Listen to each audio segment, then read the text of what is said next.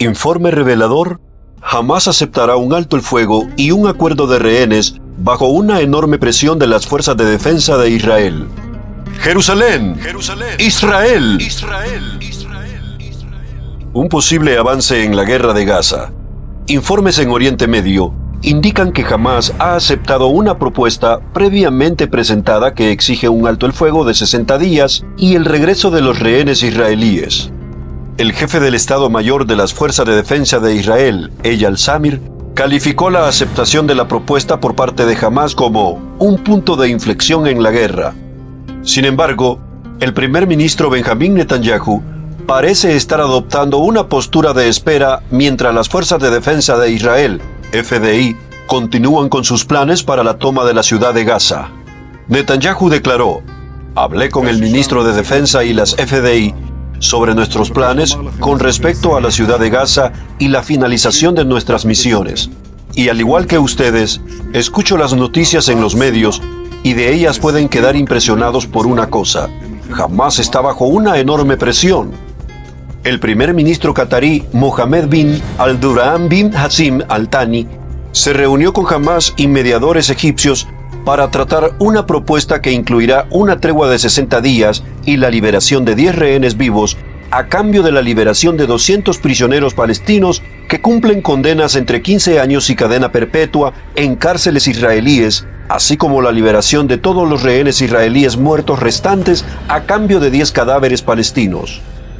Otras condiciones incluyen la suspensión temporal de la ofensiva planeada por las Fuerzas de Defensa de Israel, FDI, y la información de un comité para gobernar Gaza. El ministro de Defensa israelí, Israel Katz, señaló: "Hamás, por primera vez, tras semanas de no estar dispuesto a negociar ningún acuerdo para liberar a los rehenes, a pesar de que incluso Turquía y Qatar ya se había acercado, de repente está sobre la mesa. La razón es clara, y la vemos ahora en el debate: solo su temor a que tengamos la seria intención de ocupar Gaza.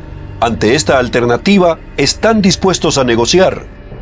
El nuevo plan de alto el fuego es muy similar a la propuesta del enviado estadounidense Steve Witkoff, que fracasó a principios de este verano. El presidente Trump comparte el escepticismo de Netanyahu. En Truth Social publicó: "Solo veremos el regreso de los rehenes restantes cuando Hamás sea confrontado y destruido. Cuanto antes ocurra esto, mayores serán las posibilidades de éxito". Mientras Hamás se encuentra bajo presión de los líderes mundiales, Netanyahu se enfrenta a una presión considerable en su país.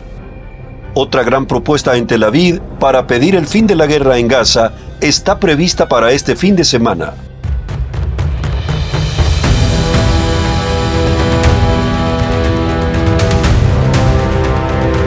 La aceptación preliminar de un alto al fuego por parte de Hamás no puede entenderse como un gesto de buena voluntad, sino como la consecuencia de una presión militar sin precedentes. El empuje de las Fuerzas de Defensa de Israel, bajo la conducción firme del jefe de Estado Mayor, Teniente General Eyal Zamir, ha obligado a la organización terrorista a reconsiderar su estrategia, mostrándola debilitada en un terreno donde antes se mostraba desafiante. El primer ministro Benjamín Netanyahu ha optado por la cautela, consciente de que los anuncios de tregua suelen esconder maniobras de desgaste y no necesariamente un compromiso genuino con la paz. Su decisión de esperar y mantener en pie los planes de las FDI para Gaza refleja un liderazgo que busca victorias concretas antes que concesiones precipitadas. Pero el punto crítico del acuerdo propuesto es, sin duda, la liberación de 200 militantes de Hamás, muchos de ellos con condenas de largo plazo por terrorismo.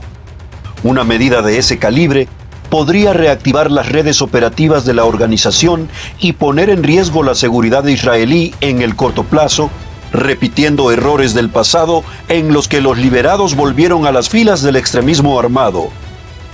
El dilema para Israel es evidente: rescatar a sus rehenes sin otorgar a Hamás el oxígeno que necesita para sobrevivir políticamente. El equilibrio entre la presión militar, la conducción política y la firmeza estratégica definirá no solo el curso de esta guerra, sino también la capacidad de Israel de garantizar que los sacrificios de hoy no se traduzcan en amenazas aún mayores mañana. Israel se levanta hoy esforzado y valiente, tal y como Dios le ordenó a Josué hace miles de años en la entrada a la tierra prometida. A pesar de las presiones, de los enemigos que lo rodean y de las batallas que aún libran, el pueblo de Israel mantiene viva aquella promesa divina: yo estaré contigo todos los días. Esa certeza, inscrita en su identidad y en su historia, sigue siendo la fuerza que lo sostiene y lo impulsa a resistir con valentía, recordándole al mundo que la fidelidad de Dios no cambia y que su palabra permanece en pie a lo largo de las generaciones.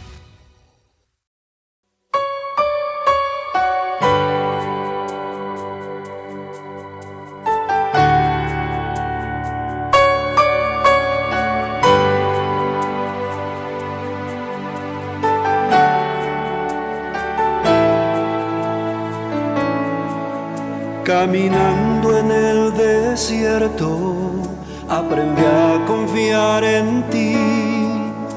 Cruzando el mar, vi tu mano de poder.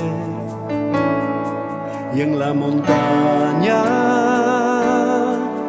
vi tu gloria resplandecer. Y escuché tu voz decir, escuché tu voz decir: mira que te mando, que seas esforzado y valiente, no temas ni desmayes, porque yo estaré contigo donde quiera que soy el gran yo soy. Creerás, soy el gran yo soy.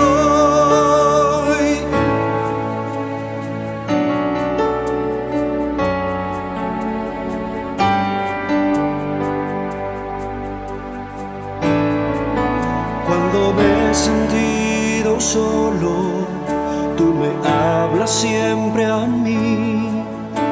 Tu aliento me motiva a seguir, y en tu palabra yo me fortaleceré.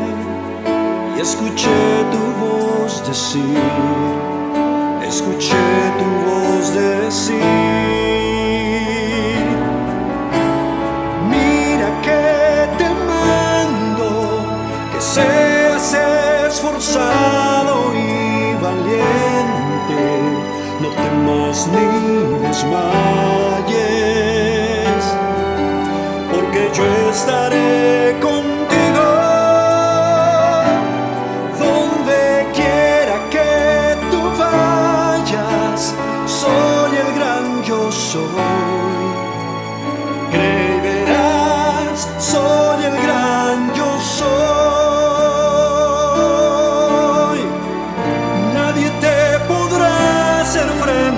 No,